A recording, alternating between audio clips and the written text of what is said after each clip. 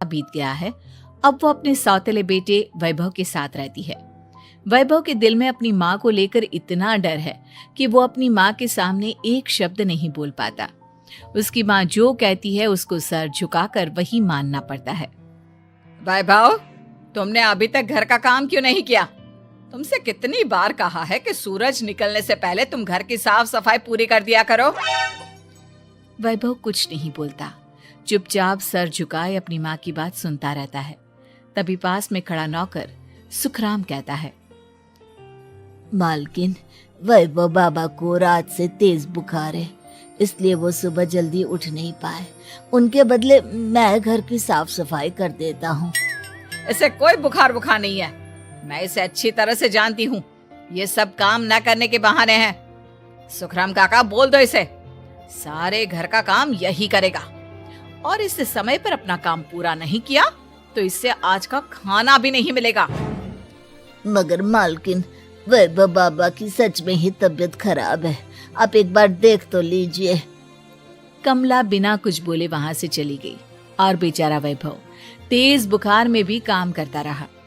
कमला वैभव की शादी एक ऐसी लड़की से कराना चाहती थी जो अनपढ़ हो, और कमला से इसी तरह डरे जिस तरह वैभव डरता है, ताकि वैभव की सारी जायदाद और धन दौलत उसकी मुट्ठी में रहे। लेकिन आज के जमाने में ऐसी लड़की मिलना मुश्किल है। कमला कार में यही सब कुछ सोचती जा रही थी कि तभी रास्ते में, अरे ड्राइवर, तुमने कार क्यों रोक दी? और ये इतना शोर कैसा?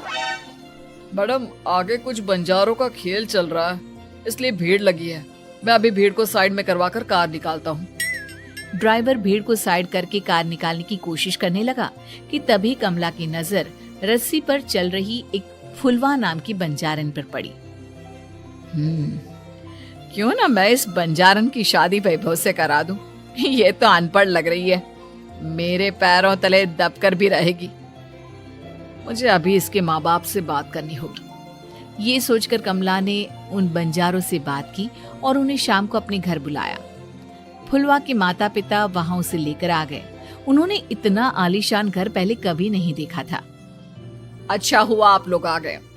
देखिए, मुझे घुमा फिरा कर बात करने की आदत नहीं है, इसलिए सीधे सीधे मुद्दे पर आती हूँ।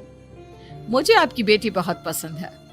मैं अपने इकलौते बेटे की शादी आपकी बेटी फुलवा से कराना चाहती हूँ। इसके बदले में आप जो चाहो वो ले सकती है।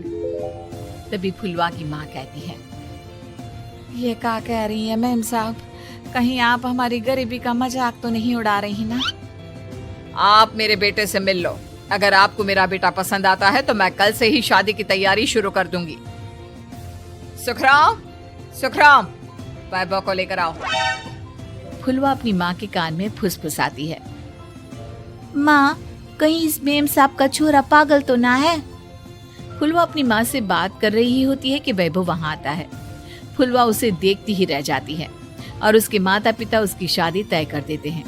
शादी वाले दिन किसी को फुलवा और वैभव की बेमेल विवाह की बात समझ में नहीं आती। फिर भी एक औरत कमला से पूछ ही लेती है, कमला जी, आपने अपने इकलौते बेटे की शादी देहाती गवार से क्यों करा दी? ये बंजारन आपके घर की बहू बनने लायक तो नहीं है। कम से कम अपने स्टेटस का ही ख्याल कर लिया होता।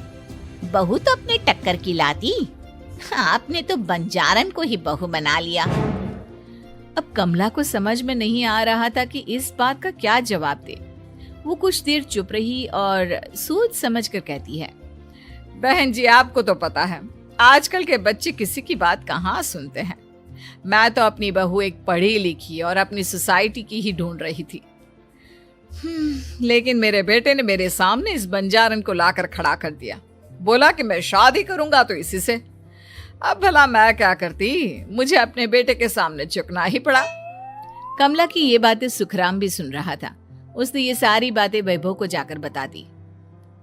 काका, मैं तो फुलवा को जानता भी नहीं, फिर माँ मेरे बारे में झूठ क्यों कह रही है? अरे बेटा, तुम कितने भोले हो, तुम्हें कुछ भी नहीं पता। तुम्हारे पिता अपनी सारी संपत्ति तुम्हारे नाम करके गए हैं।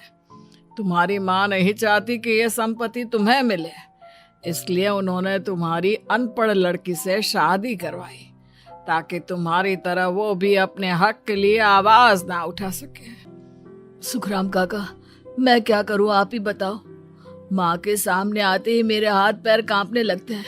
मैं माँ को कुछ भी नहीं कह पाता। वे दोनों बात कर ही रहे थे कि अचानक कमला वहां आ गई। कमला को देखकर दोनों घबरा गए। तुम दोनों फिर कभी बातें कर लेना, अभी फेरों का समय हो गया है, चलो जल्दी आओ। इस तरह फुलवा और वैभव की शादी हो गई। अगले दिन कमला ने फुलवा को बुलाया और उसे नसीहत देने लगी। देख बंजारन, तुझे मैंने अपनी बहू बना तो लिया है, लेकिन तुझे इस घर में आंख कान मुंह बंद करके रहना होगा। घर का काम कर और अपने पति से मतलब रख, समझी? कमला का ऐसा रवैया फुलवा को बिल्कुल समझ में नहीं आया। उसने वैभव से इस बारे में बात की। सुनिए ना, माँ जी ने जिस तरह मुझसे बात की मुझे अच्छा नहीं लगा। शादी से पहले तो वो मुझसे बहुत अच्छे से बात कर रही थी, लेकिन शादी के बाद उन्हें क्या हो गया? तुम ज्यादा मत सोचो, जैसा माँ कहती है वैसा ही करो। ये कहकर वैभव वहां से चला गया। अगले दिन वैभव को घर के नौकरों की तरह काम करता देख फुलवा को बहुत हैरानी हुई। फुलवा ने इस बारे में सुखराम काका से बात की तो सुखराम काका ने फुलवा को सारी बात बता दी। अब फुलवा को समझ में आ गया कि उसकी सास ने एक बंजारन को बहू क्यों बनाया। एक दिन वैभव घर का काम कर रहा था, तभी उससे कांच की प्लेट टूट गई।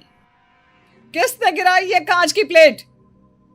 वैभव को वहां खड़ा देख कमला ने छड़ी से उसे मारना शुरू कर दिया। उसके पैर में कांच चुभ गया और खून बहने लगा, लेकिन फिर भी कमला उसे मारे जा रही थी। ये देखकर फुलवा ने कमला के हाथ से छड़ी छीन ली और तोड़कर फेंक दी। बंजारन, तेरी इतनी हिम्मत, तूने मेरे हाथ से छड़ी छीनी? कमला फुलवा को थप्पड़ मारने ही वाली थी कि फुलवा उसका हाथ पकड़ लेती है।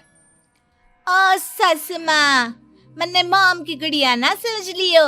बंजारन हो बंजारन, ईंट का जवाब पत्थर से देना जानती हूँ।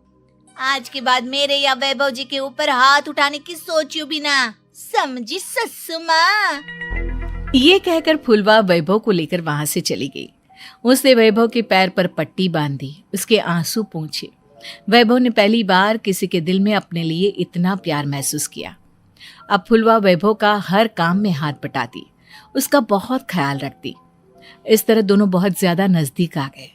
वहीं दूसरी ओर कमला सारी जायदाद अपने नाम करने की साजिश करने लगी। और एक दिन, वैभव, वैभव, जल्दी बाहर आओ। कमला की आवाज सुनकर वैभव और फुलवा अपने कमरे से बाहर आ गए। जी माँ, आपने बुलाया? ये ले, इन कागजों पर साइन कर दे। वैभव कागजों पर साइन करने ही वाला था कि फुलवा वैभव के हाथ से पेन छीनकर कहती है, ना वैभव जी, आप इस पर हस्ताक्षर नहीं करेंगे। आओ बंजारन, मैं तुझसे बात नहीं कर रही। ये बात मेरे और मेरे बेटे के बीच की है। चुपचाप पेन दे दे, नहीं तो तेरी खाल उधेड़ लूंगी। ससु माँ, बंजारन की खाल इतनी भी ढीली ना होवे कि कोई भी उधेड़ लेवे। जो यकीन ना आता हो तो देख ले उतार के। और हाँ, बंजारन जरूर हूँ पर अनपढ़ ना हूँ। मन्ने भी पता है कि किसी भी कागज पर साइन करने से पहले उसे अच्छी तरह पढ़ लेवे हैं। पेन देती है या नहीं? ये कहकर कमला फुलवा को मारने आई तो फुलवा ने कमला को धक्का दे दिया और वो नीचे गिर गई। कमला डरकर वहां से भाग गई। अब फुलवा ने वो कागज उठाए और वैभव के साथ सीधा वकील के पास चली गई।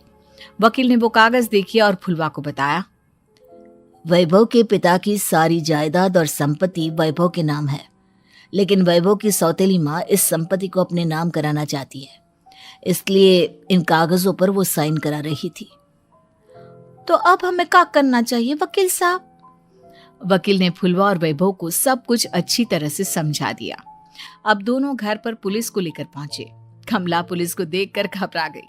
पुलिस ने कहा, आपके नाम की कंप्लेंट हुई है, आपको हमारे साथ थाने चलना होगा। कंप्लेंट? कैसे कंप्लेंट?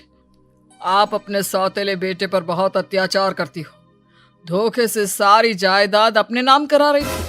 अब नहीं इंस्पेक्टर साहब, जरूर ये मेरी बहू की कोई साजिश है। इससे गलत कंप्लेंट की है। मैडम, शिकायत आपकी बहू ने नहीं बल्कि आपके बेटे वैभव ने की है। कमला वैभव का नाम सुनकर दंग रह गई। जिस बेटे ने कभी उसके सामने सर नहीं उठाया था, आज वही बेटा उसके सामने पुलिस को लिए आया है। वैभव, तुम्हारी इतनी हिम्मत कि तुम पुलिस को ले आए? हाँ माँ, मैं लाया हूँ पुलिस को, और मेरे अंदर इतनी हिम्मत कभी ना आती अगर फुलवा मेरा साथ ना देती। आपने बंजारन बहू को लाकर अपने ही पैर पर कुल्हाड़ी मारी है माँ। मैडम, आपकी बात खत्म हो गई हो तो चलो हमारे साथ। वैभव, मुझे माफ कर दो, मुझे थाने मत भेजो। आज के बाद मैं तुम्हें कभी नहीं मारूंगी, तुम्हें कभी परेशान नहीं करूंगी, मुझे माफ कर दो।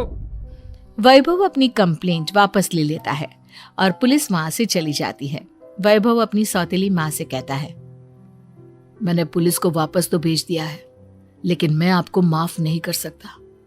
आपने बचपन से आज तक कभी मेरे सर पर हाथ नहीं रखा, हमेशा मुझे मारती रही, नौकरों की तरह बर्ताव करती रही। आप इस घर में नहीं रह सकती, चली जाइए यहाँ से।